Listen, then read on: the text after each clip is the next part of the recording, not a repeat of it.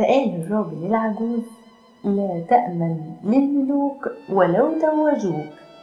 الملك اداله كيس من الدنانير مقابل النصيحة، وطلب منه نصيحة تانية.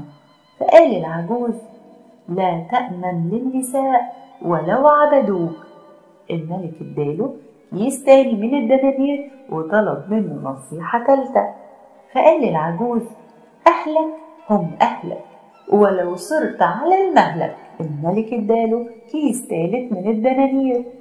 وبعد شوية الملك والوزير شكروا الراجل العجوز ومشيوا من عنده. وهم في طريقهم للقصر الملك قال للوزير: تعرف يا وزير، كلام العجوز ده ونصايحه كلها ملهاش أي معنى ولا حتى ليها أساس من الصحة. قالوا: أنا اللي كنت فاكر إنه حكيم طلع لئيم.